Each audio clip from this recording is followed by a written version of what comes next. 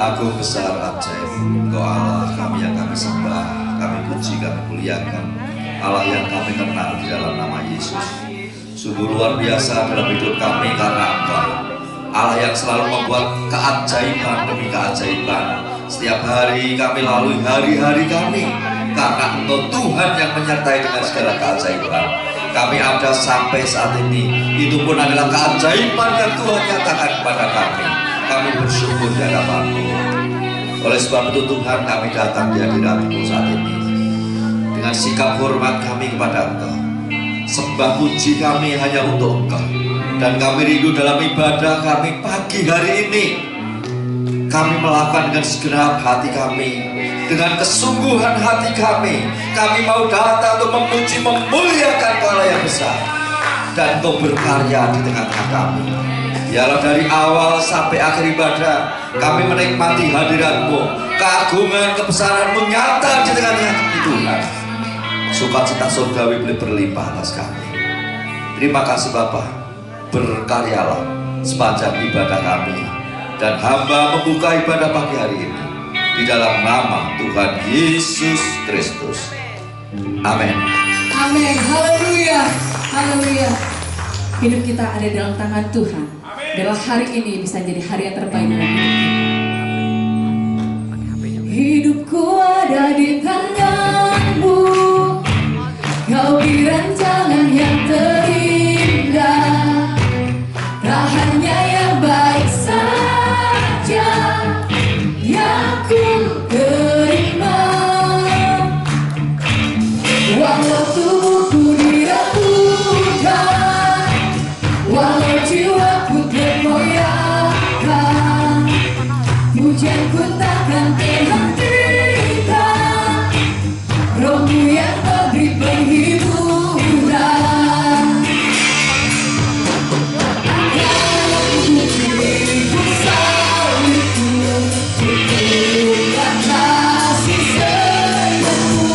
Ku bertahan, Kau buatku terikat imanku. Ku mau tetap bersyukur, senantiasa bersyukur. Segala yang ku alami, biar kehendak-Mu terjadi. Ku mau tetap bersyukur, senantiasa bersyukur. Hatiku kan bersuka saat hari ini, hari yang terbaik.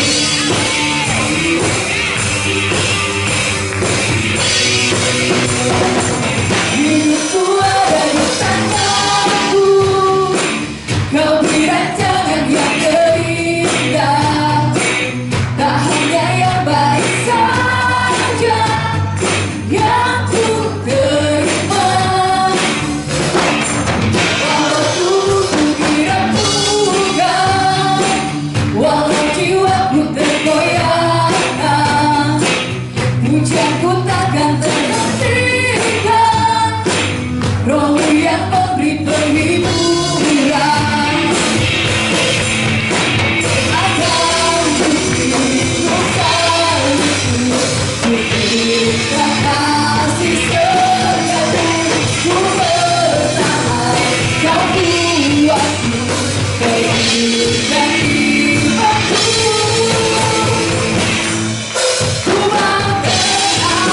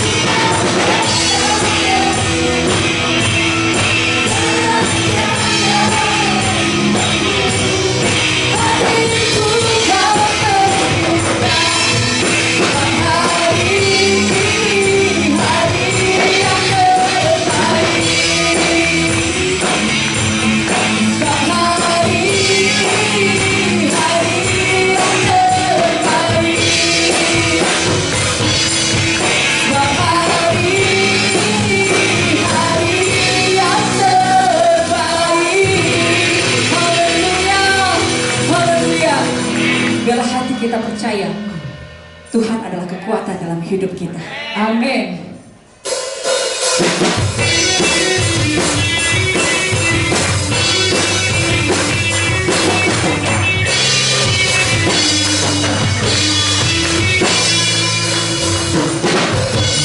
Tuhanlah kekuatan dan maskuku. Dia bunuh aku dan keselamatanku. Hanya padamu hatiku percaya. Kaulah kebenaran yang pernah menunjukkan. Ku mau selalu bersyukur bercintamu padamu. Takkan pernah berubah hatiku percaya. Walau bumi bergoncang, gunung-gunung beranjak, namun kasih setiamu tak pergi dariku.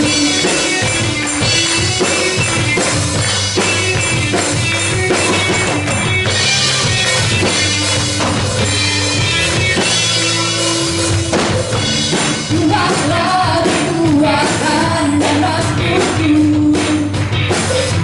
Dia bunuh aku dan keselamatanku. Hanya padamu hatiku percaya. Kaulah kebenaran yang pernah menunjukkan.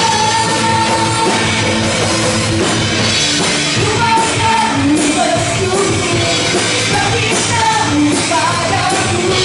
Takkan pernah berubah hatiku percaya.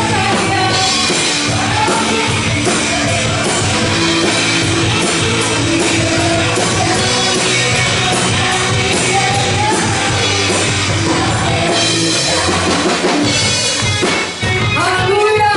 Dalam musik memuji Tuhan. Terima kasih Tuhan. Amin.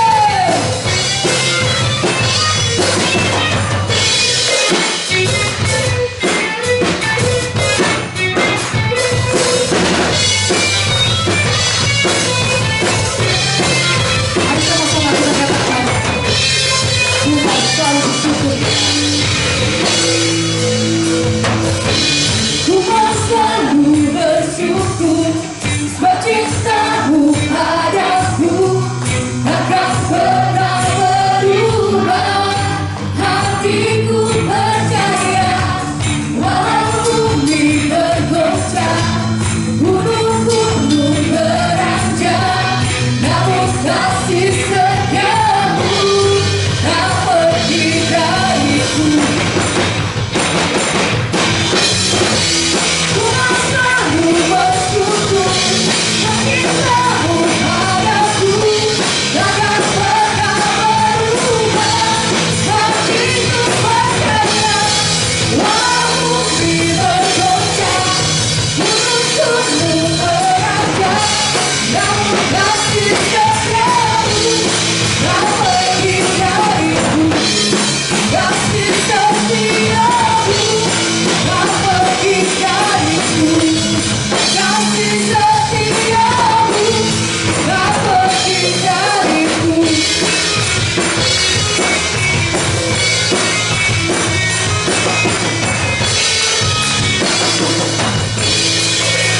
Amin. Kasih setiamu tak pergi dari kami Yesus. Haleluya. Saya silakan untuk duduk. Kita akan mendengarkan yang terbaik dari Tuhan. Biarlah kita selalu terhubung dengannya. Haleluya Yesus.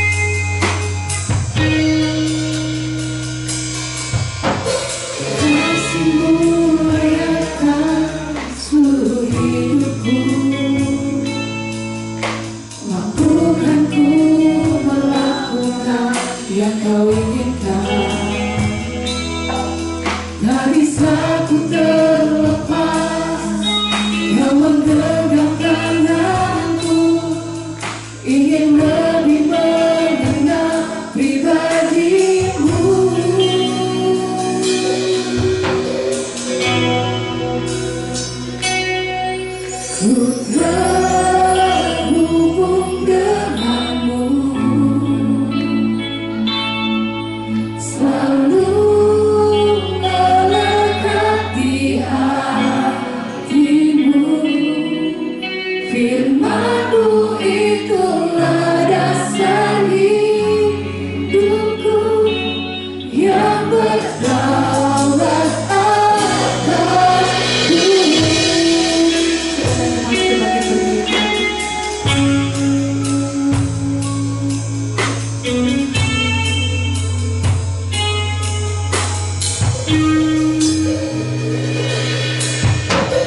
Kasih-Mu layakkan seluruh hidupku, mampukan ku melangkah yang Kau inginkan. Tak bisa ku terlepas, Kau menggenggam tanganku, ingin lebih mengenal pribadi-Mu. Ku terhubung denganmu, selalu melekat di hatiku. Firman-Mu itulah dasar hidupku yang berdaulat atasku. Terhubung denganmu, selalu melekat di hatiku. Firman-Mu itulah dasar hidupku yang berdaulat atasku.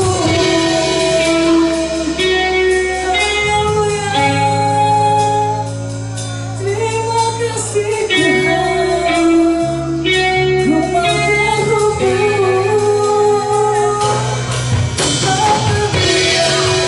Haleluya, terpujilah Tuhan.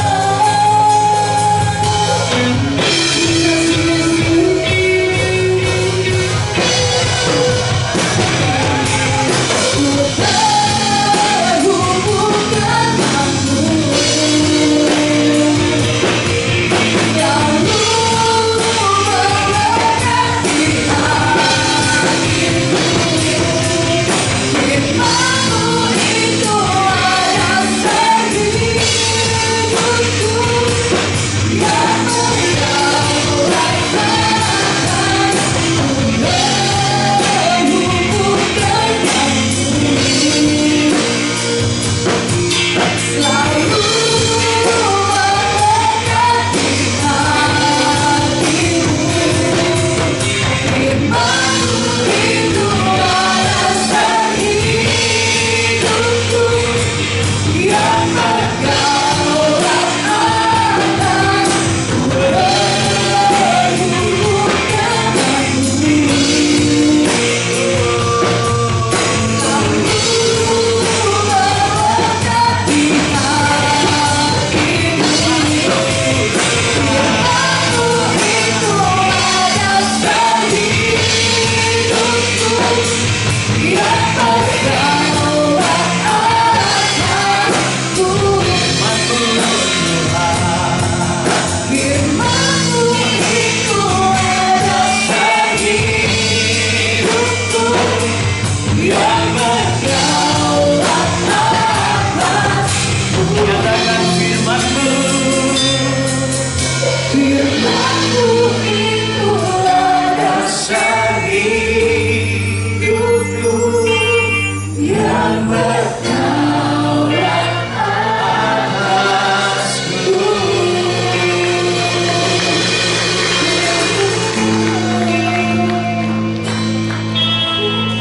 mau selalu terhubung denganmu Tuhan, karena hanya dari-Mulah kuasa, dari-Mulah berkat, hanya dari-Mu kesembuhan, hanya dari-Mu datang pemulihan.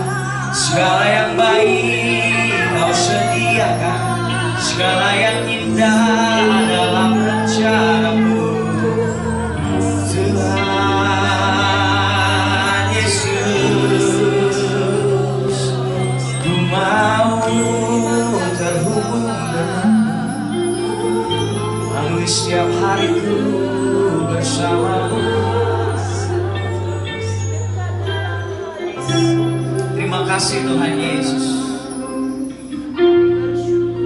Karena kami tahu Tuhan Yesus, Kau Allah yang setia dalam hidup kami Tuhan. Maka kami mau belajar untuk menjadi anak-anak Tuhan yang setia. Kami mau senantiasa terhubung dengan Tuhan. Kami gak mau ada penghalang antara kami dengan Tuhan. Segala yang tidak berkenan di hadapan-Mu Tuhan Yesus, segala yang Tuhan tidak suka pagi hari ini Tuhan, ampuni semuanya Tuhan Yesus. Kami percaya darah-Mu Yesus menyucikan, menguduskan kami. Karya salib-Mu cukup tuntas untuk mengampuni segala masa lalu kami Tuhan. Maka hari ini Tuhan Yesus, dalam pujian dan penyembahan kami percaya Engkau bertahta Tuhan Yesus. Melalui pujian dan penyembahan kami percaya kuasa Tuhan mengalir. Melalui pujian penyembahan kami percaya kesembuhan, pemulihan, segala yang baik Tuhan sediakan dalam hidup kami Tuhan Yesus. Maka Tuhan, melalui pujian penyembahan kami, kiranya menjadi pujian penyembahan yang berkenan bagi-Mu Tuhan Yesus.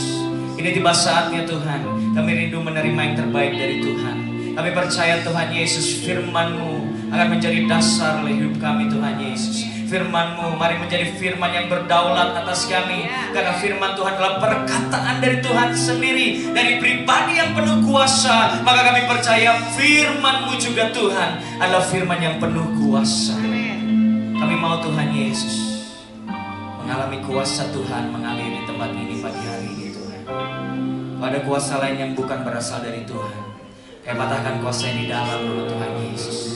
Dalam nama Tuhan Yesus, yang kuasa Tuhan yang mengalir, yang memenuhi tempat ini, sehingga sepanjang firman-Mu disampaikan, Roh Kudus akan menyinari setiap hati kami. Kami boleh mengerti semua yang Tuhan sampaikan dengan segala keterbatasan kami. Tapi kami percaya Tuhan yang memberikan penerangan bagi setiap hati kami.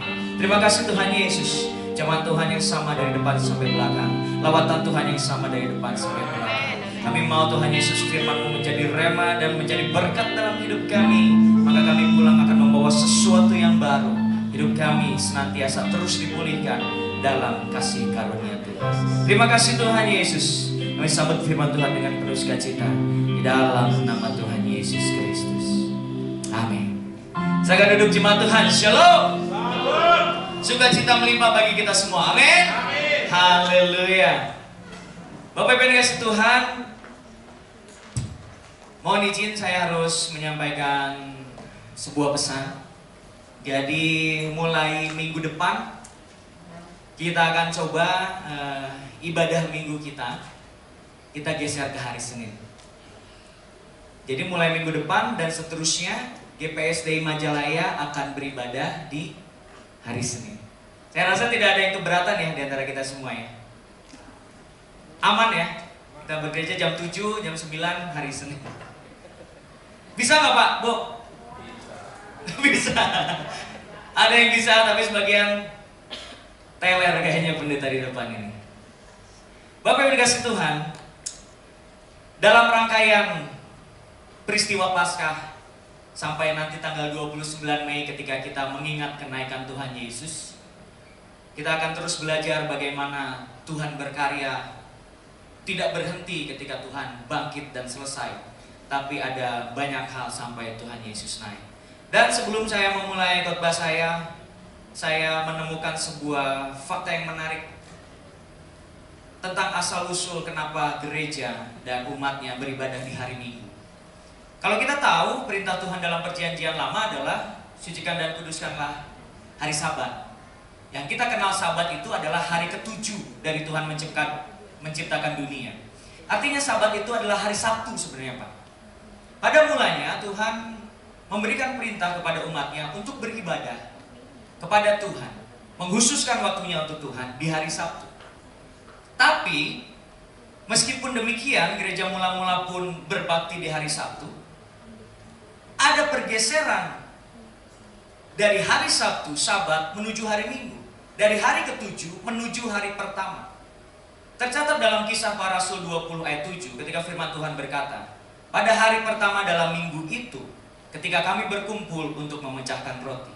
1 Korintus 16 ayat 2 berkata, Paulus menulis pada hari pertama dari tiap-tiap minggu. Kenapa ibadah Kristen ini bisa bergeser dari hari Sabtu ke hari Minggu? Rupa-rupanya ada alasan yang sangat kuat yang mengubah hari kebaktian. Dan dasarnya adalah karena orang-orang percaya memandang kebangkitan Yesus sebagai peristiwa besar yang ingin selalu diperingati setiap minggunya. Sehingga di akhir abad pertama, gereja-gereja mulai beribadah di hari Minggu, meninggalkan ibadah di hari Sabat, di hari ketujuh, dan mulai digeser di hari pertama, yaitu hari Minggu. Gereja mula-mula pun lazim dengan istilah hari Tuhan. Dalam Wahyu 1 ayat 10, kitab Wahyu dituliskan di Asia Kecil menggunakan kata hari Tuhan, yang dimana ada kebiasaan di Asia Kecil. Semua orang di sana harus merayakan satu hari yang namanya adalah hari Kaisar, yaitu hari menghormati ketika Kaisar naik tahta. Hari Kaisar ini oleh orang Kristen digunakan, disebut dan diganti maknanya menjadi hari Tuhan. Dan sesungguhnya Bapak Ibu yang kasih Tuhan, sebutan hari Minggu dalam bahasa kita juga berarti hari Tuhan. Berasal dari bahasa Portugis Domingo yang berarti hari Tuhan. Dalam kebudayaan Yunani pada zaman itu, hari Minggu sudah menjadi perayaan untuk penghormatan dewa matahari.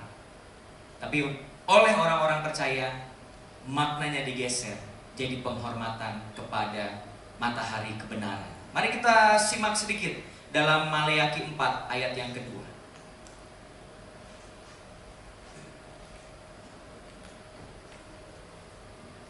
Maleakhi 4 ayat yang kedua. Demikian firman Tuhan. Tetapi kamu yang takut akan namaku, bagimu akan terbit surya kebenaran. Dengan kesembuhan pada sayapnya, kamu akan keluar dan berjingkrak-jingkrak seperti anak lembu lepas kandang. Perjanjian lama kitab Maleakhi adalah akhir dari bagaimana Tuhan berfirman kepada manusia. Dan ada masa kekosongan menanti sampai Yesus turun ke dunia. Dan di situ dibilang, engkau akan melihat matahari kebenaran. Yang dimaknai oleh orang percaya, matahari kebenaran adalah Yesus sendiri yang bangkit setelah ia mati. Bapak Ibu yang kasih Tuhan, sehingga pergeseran dari Sabat, dari hari Sabtu ke hari Minggu adalah dampak dari kematian dan kebangkitan Tuhan Yesus. Kalau dalam perjanjian lama, ketika Sabat itu datang, semua orang tidak boleh beraktivitas, nggak ada aktivitas sama sekali. Mungkin gambaran sederhananya kalau di kita ini kayak hari nyepi, jadi mengkhususkan hari memang untuk Tuhan. Tapi kemudian ketika Yesus mati, hari Sabat menjadi hari perkabungan karena Yesus meninggal 3 hari. Lalu kemudian bangkit pada hari yang ketiga, menjadikan hari pertama atau hari Minggu itu hari kemenangan bagi orang percaya. Dulu hari Minggu nggak libur Bapak Ibu, tapi sejak di zaman Kaisar Konstantinus, dia mengadakan sebuah keputusan bahwa hari Minggu ditetapkan menjadi hari libur. Maka itulah sampai kita sekarang hari Minggu selalu ditetapkan sebagai hari libur. Karena Kaisar yang percaya Tuhan, mereka ingin masyarakatnya semua beribadah kepada Tuhan. Maka Bapak Ibu yang kasih Tuhan, dari ketetapan itu yang kemudian menjadi ketetapan di seluruh dunia hari libur, itu menjadi hari kebaktian bagi kita orang-orang percaya yang menjadi suatu hari yang penuh makna karena kita mengingat kebaktian itu sebagai kebangkitan Tuhan Yesus. Maka alangkah baiknya dan harus kita percaya bahwa setiap hari Minggu adalah harinya Tuhan, hari milik Tuhan dan hari untuk Tuhan. Makanya kalau hari Minggu Bapak Ibu dikasih Tuhan harus menjadi hari khusus bagi kita semua jemaat Tuhan. Tolong bedakan hari Minggu dengan hari-hari yang lain. Di hari Minggu yang terutama adalah Tuhan. Bukan berarti di hari lain Tuhan tidak terutama, tapi di hari Minggu utamakan Tuhan sebelum segala sesuatu. Kalau ada Bapak Ibu yang bisa kerja dari rumah, WFH, punya toko, bisa bekerja dan menghasilkan uang dari rumah tanpa perlu mandi, Senin sampai Sabtu nggak usah mandi, tolong kalau hari Minggu setidaknya mandi seminggu sekali. Untuk apa? Menghususkan diri untuk Tuhan. Pakai atribut terbaik, baju, celana, semua yang dikenakan terbaik. Pakai wewangian untuk memuliakan nama Tuhan. Kalau biasanya kegiatan hari-hari, ya kadang bau matahari lah. Tapi kalau ke gereja, pilihlah yang paling cantik, yang paling ganteng. Bonusnya pakai parfum lah, supaya ke gereja itu memuliakan Tuhan. Kita tahu kan di perjanjian lama ada wewangian yang menyenangkan hati Tuhan. Bahkan Yesus pun sebelum dia menderita diberikan minyak yang begitu wangi. Jemaat Tuhan, khususkan hari Minggu. Utamakan Tuhan di hari Minggu. Berikan yang terbaik bagi Tuhan. Wewangian itu saya tahu bukan hanya wangi yang tercium di hidup manusia, tetapi hidup kita yang diberikan bagi Tuhan. Karena kita menyadari bahwa hari Minggu adalah harinya Tuhan. Hari milik Tuhan, hari untuk Tuhan. Bapak Ibu kasih Tuhan, hari ini saya akan mengajak kita melihat kebenaran firman Tuhan.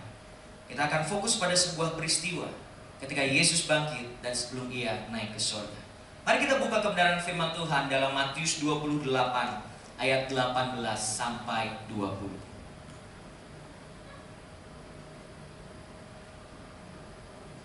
Bisa tolong dibantu ditayangkan ayatnya? Matius 28 ayat 18 sampai 20.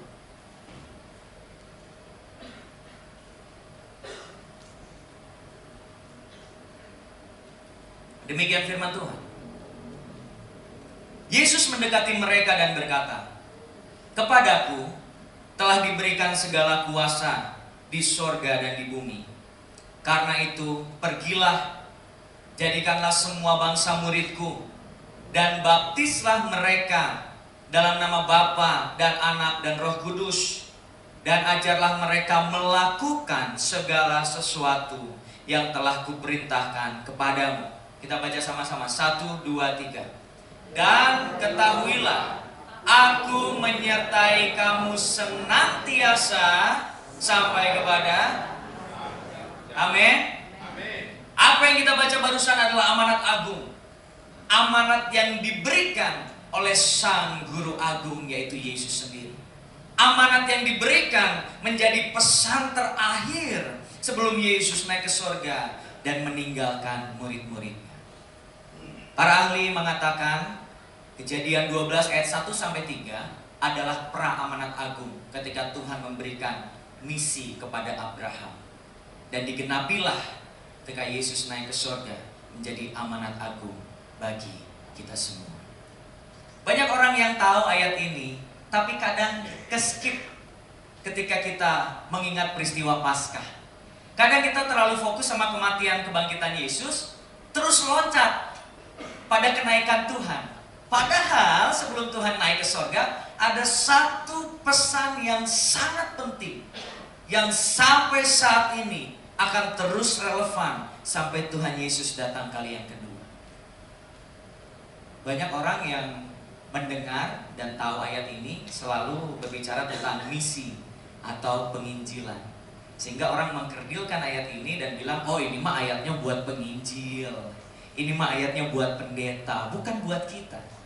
Tapi saya mau bilang sama kita semua Bapak Ibu, kalau Tuhan titipkan pesan terakhir, kita bisa asumsikan itu adalah pesan terpenting. Kalau itu adalah pesan terpenting, tidak mungkin pesan itu hanya untuk 12 Rasul Yesus, termasuk Paulus di sana. Pasti pesan itu penting juga buat kita sampai saat ini. Bapak Ibu yang kasih Tuhan, mari kita mulai mendalami ayat ini. Ketika Yesus berkata, dia membuka dengan sebuah pernyataan. Kepadaku telah diberikan segala kuasa di sorga dan di bumi. Tidak pernah satu kali pun ketika Yesus masih hidup sebelum dia mati saat melayani mengatakan bahwa aku diberikan kuasa. kuasa itu ada padaku, kuasa dari sorga dan dari bumi. Tidak pernah. Walaupun kita melihat apa yang Yesus lakukan penuh kuasa. Menyembuhkan yang sakit, memulihkan yang terluka, membangkitkan yang mati, penuh dengan kuasa ilahi. Tapi Yesus tidak pernah berkata, kepadaku diberikan segala kuasa. Tapi saat Yesus bangkit, dia mendeklarasikan, kepadaku diberikan segala kuasa. Sehingga Yesus berwenang untuk memberikan kuasa itu juga kepada kita, kepada umatnya. Karena kuasa itu telah diberikan kepada Yesus. Maka jelas sang penyampai pesan adalah Yesus yang berkuasa. Dan penerima pesan adalah kita yang juga mendapat bagian dari kuasa Tuhan Yesus. Karena kita nggak mungkin menyerahkan sesuatu kepada seseorang yang tidak berkuasa atau tidak berwenang. Contoh dalam kehidupan kita sehari-hari, kalau ada orang yang berhentiin kita di pinggir jalan dan bilang, mohon maaf Bapak, Ibu, tolong perlihatkan surat-suratnya. Bapak Ibu mau kasih nggak? Kalau bukan polisi, nggak perlu dikasih kan? Pun kalau dia polisi tapi bukan razia, kita berhak untuk menolak. Nggak mau Pak, Bapak siapa? Lagi razia bukan? Minta tunjukkan surat-surat. Tapi kalau itu polisi yang lagi razia, surat tugasnya ada, dia berwenang, maka kita harus memperlihatkannya. Sama seperti yang ramai akhir-akhir ini, ribut-ribut ijazah. Perlihatkan ijazah Bapak kalau itu asli. Kalau tidak berwenang, nggak perlu dilihatin. Tapi kalau ada kuasanya, berwenang, saya rasa yang bersangkutan pun akan memperlihatkannya dengan sukarela.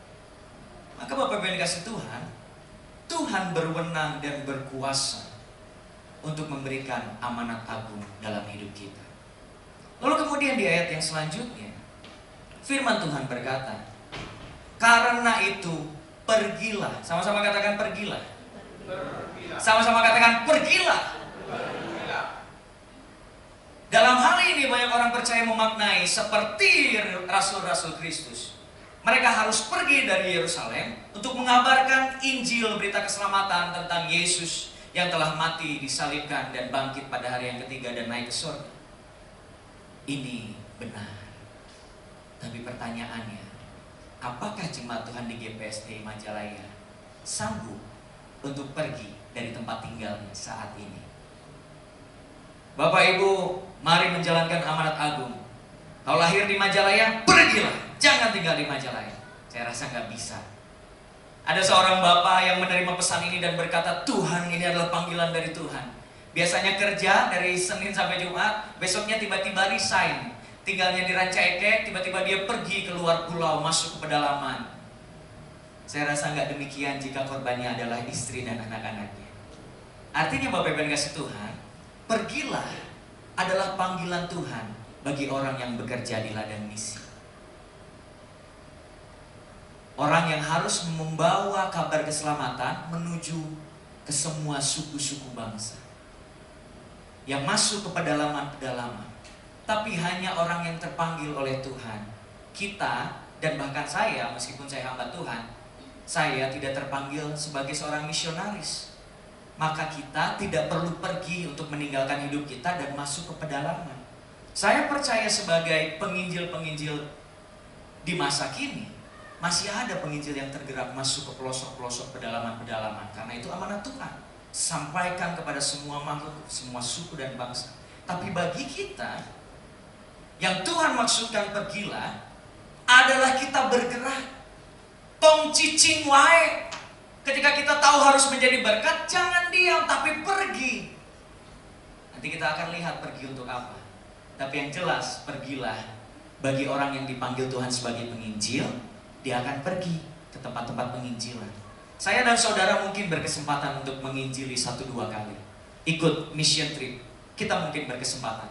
Tapi kalau panggilan kita bukan di situ, kita tidak mungkin full timer sebagai evangelis. Yang saya mau bilang adalah, ini tugas evangelis untuk pergi mengabarkan berita. Tapi buat kita yang bukan seorang misionaris, pergilah adalah jangan hanya diam. Perhatikan ayat yang selanjutnya. Pergilah. Sama-sama baca setelah itu. 1, 2, 3. Jadikanlah semua bangsa muridku. Tugas kita adalah jangan diam aja, pergilah, jadikan semua bangsa muridku. Kalau menjadikan semua bangsa muridku, itu tugas kita semua. Bapak Ibu coba buka Alkitab kita sama-sama dalam Yohanes 21 ayat 11. Ada satu fakta yang menarik yang Alkitab tuliskan di situ. Yohanes 21 ayat 11. Yohanes 21 ayat 11, demikian firman Tuhan.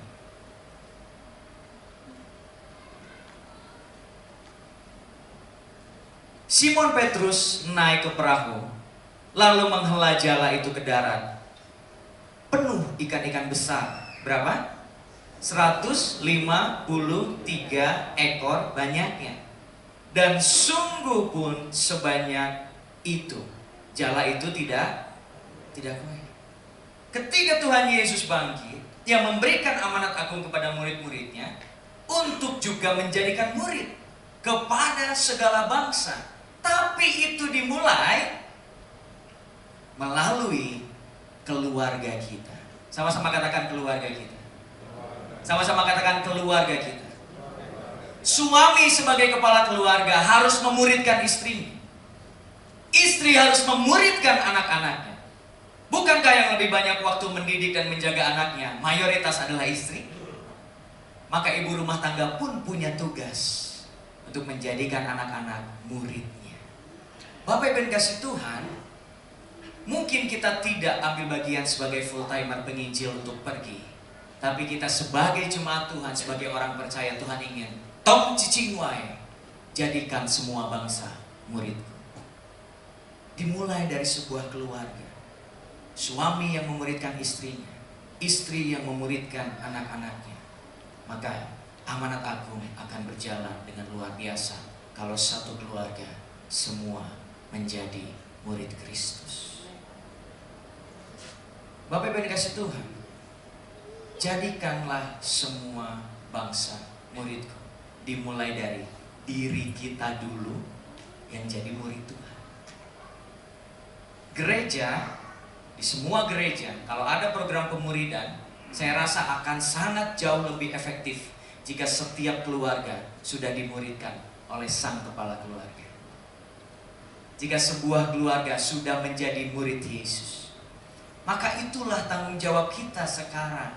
Ketika amanat agung Tuhan sampaikan, Tuhan rindu kita sebagai orang percaya menjadi murid dan menjadikan murid. Membina keluarga kita supaya tidak ada satupun anggota keluarga kita yang binasa. Jangan sampai ada satu keluarga kita yang terlewat dari kasih Tuhan. Sehingga Bapak Ibu kasih Tuhan, menjadikan murid, menjadi murid sangat relevan bagi kita. Kalau orang tua mungkin mulai merasa, aduh Mas Yos, saya ini gak jago bicara. Gimana mau memuridkan istri, memuridkan anak? Saya yakin Pak, apa yang disampaikan Paulus dalam Korintus, bahwa kita ini surat Kristus yang terbuka.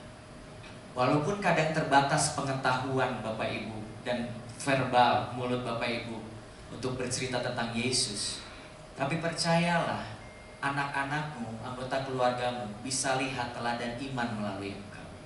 Gak perlu diucapkan kadang-kadang, hanya dilakukan. Orang tua yang bersandar kepada Tuhan, yang selalu mengandalkan Tuhan, akan membuat anak melihat bagaimana kalau Tuhan pimpin hidup seorang yang takut akan Tuhan. Saya rasa memuridkan keluarga itu dimulai dari teladan hidup. Lalu kemudian mari kita belajar mengganti perkataan yang negatif menjadi perkataan yang penuh dengan pengharapan. Contoh sederhananya, kalau anak-anak minta sama orang tua, "Ma, Pa, aku perlu beli ini nih. Ma, Pa, bulan depan aku perlu biaya sekian untuk acara ini nih." Logisnya dan sederhananya orang tua bisa bilang, "Aduh, jangan dulu ya Dek, gak ada uang." Sederhana, mudah dimengerti. Tapi perhatikan dampaknya bagi anak-anak kita. Ketika orang tua bilang gak ada uang, anak akan merespon bahwa ternyata papa mamaku juga gak diberkati Tuhan. Tuhan gak gitu-gitu amat menyediakan berkatnya bagi umat. Bisakah kalimat gak ada uang diganti dengan nah, saat ini memang belum ada, tapi Tuhan pasti menyediakan. Sehingga anak-anak tahu fakta dan realitanya bahwa papa mama lagi gak ada uang, tapi tidak menyurutkan iman mereka untuk berharap bahwa pasti Tuhan sediakan. Anak-anak punya iman yang hidup untuk percaya pasti ada waktu Tuhan yang terbaik. Anak-anak punya iman dan pengharapan yang percaya pasti Tuhan memberkati. Sebuah kalimat yang nampaknya sederhana, tapi akan membuat seorang anak dan anggota keluarga kita imannya bertumbuh di dalam Tuhan. Kalau hari Minggu mau ke gereja, alih-alih memaksa cepetan ke gereja, ini udah jam berapa, nanti dimarahin sama Bapak Gembala. Bukankah lebih baik Tuhan Yesus sudah baik sama kita, Senin sampai Sabtu 6 hari Tuhan kasih, kita kasihlah hari ini untuk Tuhan. Ada banyak hal yang bisa kita lakukan ketika kita rindu untuk memuridkan, mulai dari keluarga kita.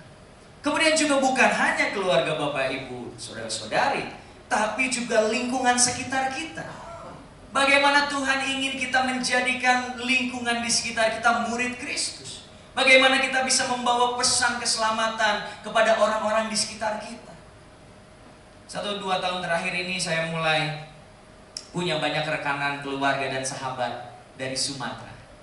Sehingga saya mulai sedikit familiar sama Lapo, Bapak Ibu. Tempat makan yang tidak terlalu estetik, tidak instagramable biasanya. Tapi kalau udah nyuap satu porsi tidak pernah cukup. Kadang 2 dan masih dibungkus dibawa pulang. Saya kalau datang ke sana nggak punya teman, jadi makan sendirian, Pak. Kadang saya lihat di satu meja itu 4-5 orang berkumpul, kayaknya rame banget cerita. Akan aneh jika ada seorang pendeta yang tiba-tiba datang. Shalom, lai-laiku yang dikasih Tuhan. Gimana kabarnya hari ini? Sukacita semua di dalam Tuhan. Orang yang asik ngumpul tiba-tiba, sahayu, so asik. Mau ngamen gak bawa gitar. Saya tidak bisa segitu leluasanya menjangkau circle Bapak Ibu. Tapi Bapak Ibu bisa dengan cara Tuhan jadi berkat menjangkau circle-nya. Di tempat Bapak Ibu berkumpul sama tongkrongannya, di tempat arisan, di ruang kerja, saya hamba Tuhan, para penginjil tidak bisa menyentuh sampai ke dalam sana. Tapi Bapak Ibu yang jadi orang dalam di sana bisa menjadi berkat di tempat itu. Maka saya percaya kalau hati Tuhan untuk memuridkan dan menceritakan kasih Yesus ada dalam Bapak Ibu semua, maka penginjilan itu akan sangat cepat berjalan. Karena nggak perlu pendeta terus dipanggil, Pak tolong ya penginjilan di tempat kerja kami, Pak tolongnya di persekutuan kami, nggak perlu, karena di sana ada orang yang mengasihi Tuhan dan orang yang rindu memuridkan di tempat itu. Banyak juga anak-anak Tuhan yang kalau hari Minggu nggak ke gereja.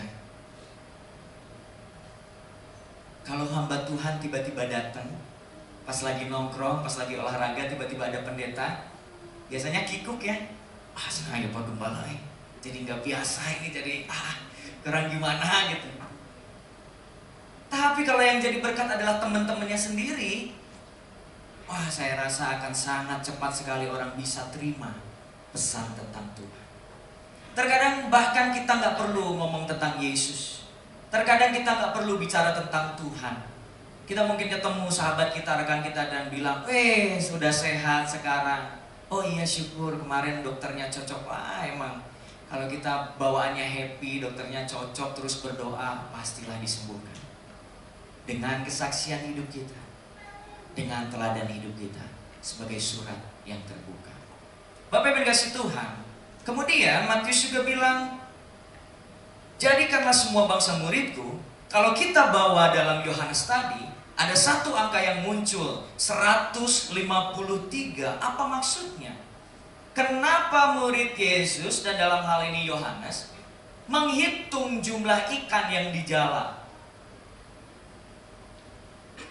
Saya rasa kalau ada sebuah angka tercatat, maka ada maksud pesan penting yang Tuhan mau sampaikan kepada kita. Lalu kemudian ketika saya pelajari Bapak Ibu yang kasih Tuhan, ternyata di zaman itu orang Yunani, menurut ilmu pengetahuan Yunani, percaya bahwa jenis-jenis ikan itu ada 153. Itu adalah semua jenis ikan yang diketahui oleh orang Yunani. Makanya kalau ada presiden yang tanya, sebutkan nama-nama ikan. Kalau tahu jenis 153 ikan, gak akan mungkin keluar ikan yang aneh itu. Kenapa 153 angka ini dicatat dalam Alkitab? Dan ini adalah ternyata jenis semua ikan yang ada yang diketahui oleh orang Yunani. Mari kita asosiasikan dan kita dapat lihat bahwa ternyata maksud Tuhan ketika memanggil murid-murid dalam kitab Markus, ketika Tuhan bilang, mari ikutlah aku akan jadikan kau penjala manusia. Diulangi kembali ketika Tuhan sudah bangkit dan Tuhan kasih angka ikan itu 153. Tuhan mau bilang bahwa engkau akan menjala semua suku bangsa. Sehingga nggak ada suku bangsa yang terlewat dari kemuliaan Tuhan. Untuk itulah Injil harus terus disampaikan. Untuk itulah kita jemaat Tuhan harus terus menginjili. Gak perlu masuk ke pedalaman, tapi masuklah ke kedalaman hati orang yang ada di sekitar kita.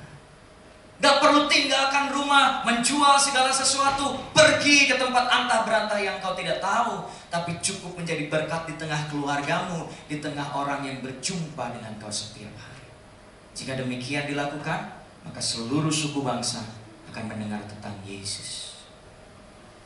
Bapak Ibu dikasih Tuhan, penginjilan ini akan berjalan efektif jika semua orang percaya terlibat di dalamnya. Saya akan lanjutkan di ayat 19.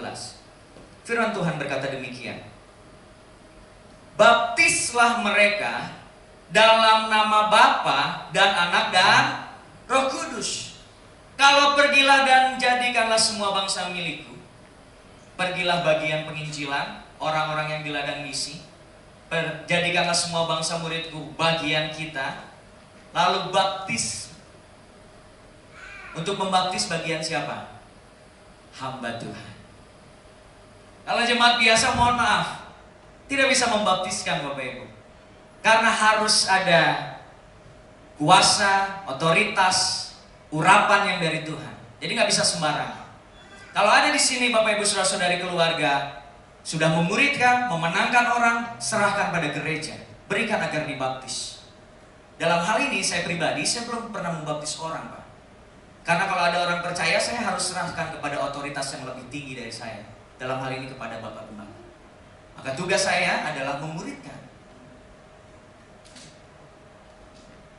Saya bersyukur Bapak Ibu yang dikasih Tuhan, orang tua GPSDI Majalaya mendukung anaknya untuk menerima Yesus dan dibaptiskan.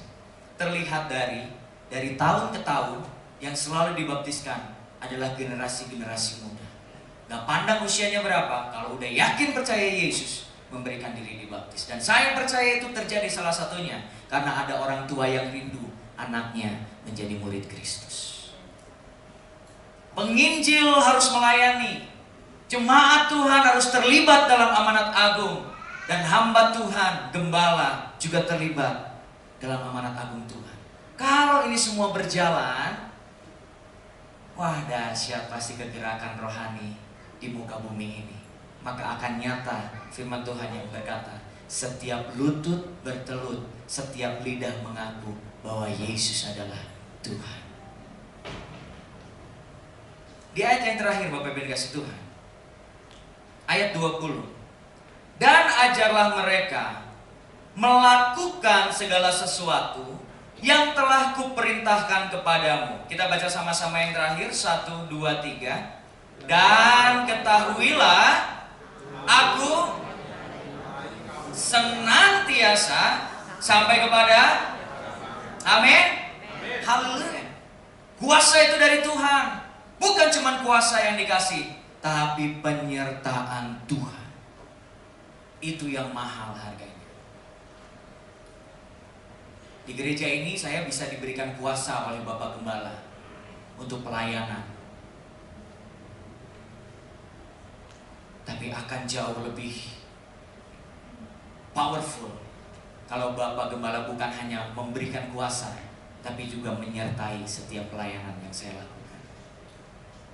Bapak Ibu kasih Tuhan, Tuhan Yesus memberikan kita kuasa, tapi juga Tuhan Yesus memberikan kita Roh Kudus untuk selalu menyertai kita dengan semua yang kita lakukan. Maka kalau Bapak Ibu tanya, aduh Mas Yos gimana caranya memuridkan keluarga, gimana caranya memuridkan anak? Pak, Bu, milikilah kuasa dari Tuhan. Tuhan yang akan berikan hikmat, penyertaan dari Tuhan. Tuhan yang akan berikan dan tuntun semuanya. Pasti bisa, karena ada Tuhan yang menyertai. Kenapa murid-murid Yesus sampai mati-matian radikal menginjili, bahkan di akhir hidupnya hanya Yohanes yang mati dalam tenang? Hanya Yohanes yang bisa kita ucapin rest in peace. Yang lainnya rest in war. Murid-murid Yesus diburu, murid Yesus dibakar, murid Yesus dicelupkan ke minyak mendidih, murid Yesus disalibkan terbalik, murid Yesus dipenggal kepalanya. Kenapa mereka bisa mengalami itu? Karena semangat penginjilan amanat agung. Karena mereka tahu apapun yang terjadi, kalau Tuhan menyertai, walaupun mereka harus kehilangan nyawanya, tapi mereka akan mendapatkan hidup di dalam Yesus. Maka segala kesulitan yang kita hadapi Bapak Ibu, jangan khawatirkan itu. Karena kuasa yang dari Yesus akan disertai dengan penyertaan Tuhan. Mari kita lakukan amanat agung Tuhan. Mari kita bekerja sama. Penginjil menginjili, jemaat Tuhan memuridkan, hamba Tuhan membaptis, dan tentu di dalamnya pasti ada penginjilan dan pemuridan yang dilakukan. Tapi kita semua melakukan tugas kita, maka penginjilan akan tersiar sampai ke ujung bumi. Nama Tuhan Yesus dipermuliakan. Tuhan Yesus memberkati kita semua. Saya undang pemain musik dan jemaat Tuhan, mari kita mempersiapkan diri. Tapi saya tahu ada Bapak Ibu yang mulai bilang, gimana dengan suami saya Mas Yus? Gimana dengan istri saya Mas Yus? Ada suami yang tidak mau dimuridkan, ada istri yang tidak mau dimuridkan, ada anak-anak yang tidak mau dimuridkan. Bukan hanya tidak mau dimuridkan, bahkan meninggalkan Tuhan. Apa yang harus kita lakukan? Milikilah kuasa yang dari Tuhan. Dan terkadang kalau Bapak Ibu tidak sanggup, Bapak Ibu boleh minta bantuan saudara seiman, orang yang lebih rohani, kakak rohani, bapak rohani, Bapak Gembala, hamba-hamba Tuhan yang Bapak Ibu kenal, untuk bisa memenangkan keluarganya, untuk bisa membimbing keluarganya. Tapi saya percaya langkahnya bisa dari mana aja, tapi akan menuju titik dewasa rohani, sehingga satu keluarga udah menjadi murid Kristus. Dan bukan hanya menjadi berkat di internal keluarganya, tapi mereka akan keluar menjadi pembawa pesan amanat agung. Mari kita jemaat Tuhan berdiri.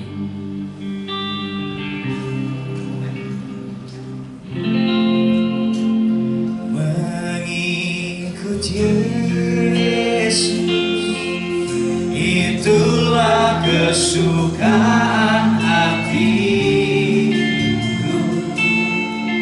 Ku lepas semua hakku untuk mengenang kehendak-Mu di hidupku. Mengiring Yesus, mengiring Yesus, itulah kekuatan hidupku. Ku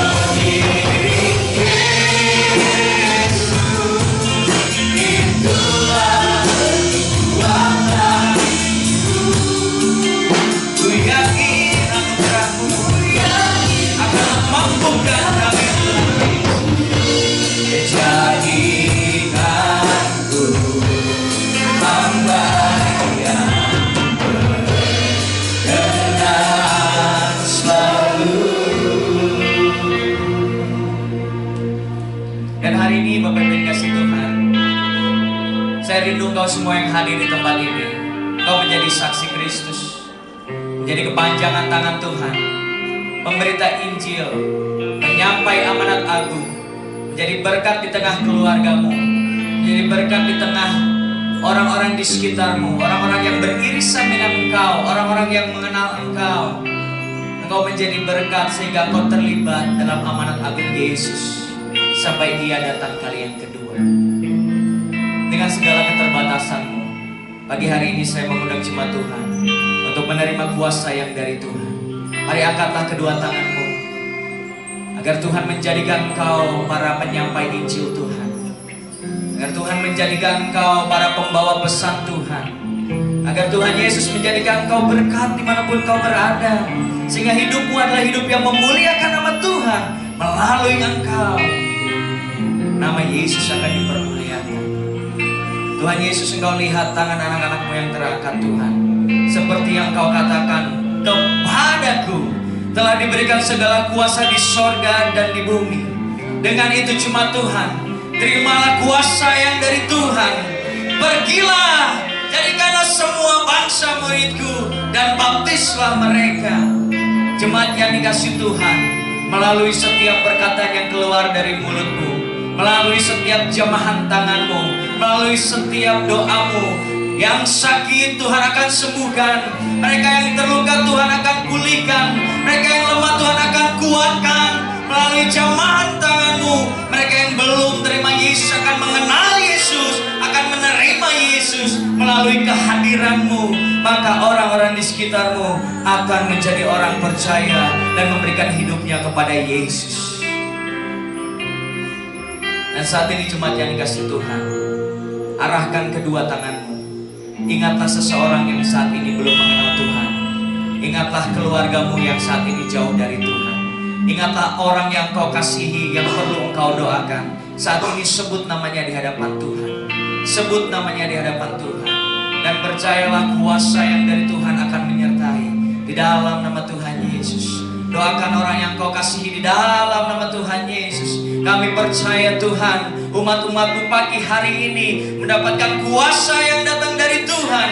Maka Tuhan Yesus, kuasa-Mu akan menuntun dan menyertai. Dan lihatlah tangan yang terangkat Tuhan. Inilah kami yang percaya bahwa Engkau Yesus akan menyertai kami senantiasa sampai kepada akhir zaman. Tidak ada yang mustahil bagimu. Tidak ada yang tidak mungkin bagimu Tuhan. Maka tidak ada yang mustahil bagi umat-Mu juga Tuhan Yesus. Terima kasih Tuhan Yesus. Kuasa yang dari sorga mengalir di tempat ini. Kuasa yang di sorga mengurapi anak-anak-Mu saat ini Tuhan Yesus. Terima kasih Tuhan Yesus. Terima kasih Tuhan. Mengikut Yesus, itulah kesukaan hatiku. Ku lepas semua hal untukku mengenal kehendaknya di hidupku. Mengiring Yesus, itulah kekuatan hidupku. Ku yakin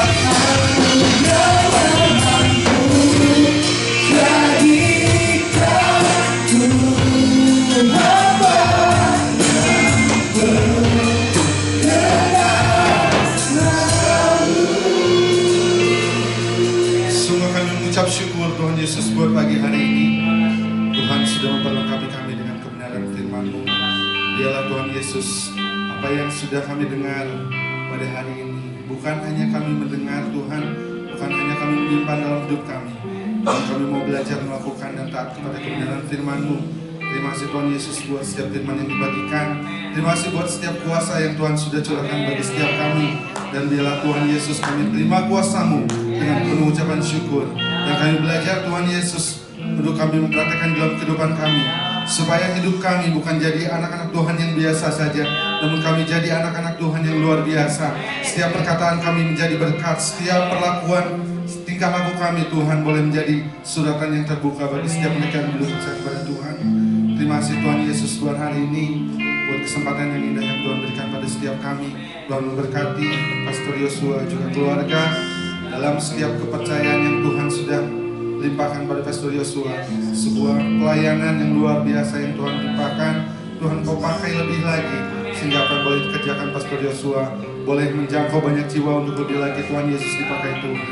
Juga buat Bapak Gembala kami Tuhan, Bapak Matius, Tuhan Yesus yang telus sertai, mengurapi, memimpin, sehingga setiap apa yang boleh dikerjakan Bapak Matius Tuhan, semua ada dalam perkenan Tuhan. Setiap pelayanannya menjadi berkat, setiap pelayanannya boleh menjangkau banyak jiwa. Dan Tuhan Yesus memberikan Bapak Matius berkat kesehatan, kekuatan, penyertaan, damai sejahtera, sukacita, bahkan nikmat Tuhan yang berlimpah atas Bapak Gembala kami. Terima kasih Tuhan Yesus, kami ucap syukur. Kami percaya Tuhan kuasa-Mu bekerja atas setiap kami, sehingga di dalam kehidupan kami boleh berjalan bersama Tuhan. Kami tidak tahu apa yang akan terjadi di depan kami Tuhan, namun satu yang kami percaya, Tuhan menyertai kami senantiasa sampai kepada akhir zaman. Tuhan membukakan jalan bagi setiap kami, Tuhan melepaskan kami dari segala kesulitan kami, dan kami percaya di tengah badai sekalipun ada Tuhan Yesus yang memegang tangan kami. Kami percaya Tuhan Yesus, kuasa-Mu mengubahkan hidup kami, dan ketika hidup kami diubahkan, kami juga belajar mengubahkan hidup orang lain dengan kuasa yang sudah Tuhan berikan pada kami. Terima kasih Bapa, terima kasih. Kami juga berdoa buat pemerintahan kami berdoa buat bangsa kami, bangsa Indonesia. Kami ucapkan shalom, damai sejahtera bagi bangsa kami Indonesia, dan kami serahkan segala pemerintahan bangsa kami ke dalam tangan-Mu, Bapak Presiden Prabowo, wakilnya Bapak, segala staf jajarannya Tuhan, dari tingkat tertinggi sampai yang ada di pemerintahan desa Tuhan. Kami percaya Tuhan memakai mereka untuk mereka juga boleh melakukan segala tugas dengan penuh tanggung jawab Tuhan, dengan rasa takut akan Tuhan. Terima kasih Tuhan Yesus. Kami percaya bangsa kami ada di dalam tangan-Mu. Kami percaya pemulihan ekonomi terjadi bagi bangsa kami Tuhan, bahkan bagi semua rakyat yang ada Tuhan di bangsa Indonesia ini Bapak. Terus lagi buat anak-anak Tuhan yang ada di Indonesia ini Tuhan. Kami percaya setiap ekonomi boleh dipulihkan, mereka yang berdagang, mereka yang berwirausaha, semua yang melakukan pekerjaan Tuhan di dalam Tuhan Yesus, kami percaya Engkau pulihkan Bapak. Kami juga berdoa buat setiap TNI, Polri, Panglima TNI, Kapolri, Tuhan berkati, sehingga mereka terus tetap bersinergi menjaga keamanan bagi bangsa ini. Terima kasih Tuhan Yesus, terima kasih Tuhan. Kami percaya Tuhan tidak akan pernah melepaskan tangan-Mu, pandangan-Mu pada kami. Dan kami percaya di setiap hari kami, hidup kami limpah dengan ucapan syukur, karena Tuhan menyertai kami. Ada Tuhan Yesus yang bersama-sama dengan kami, memegang tangan kami. Bahkan di setiap hari kami Tuhan, kami tidak akan pernah kekurangan. Kami punya gembala yang baik, Allah yang hidup, Allah yang besar kuasa yang dari setiap kami Bapa. Terima kasih Tuhan, kami persembahkan Tuhan Yesus. Doa pengucapan syukur kami dengan penuh iman, dengan penuh percaya pada satu nama Tuhan Yesus Kristus. Haleluya. Glory, haleluya.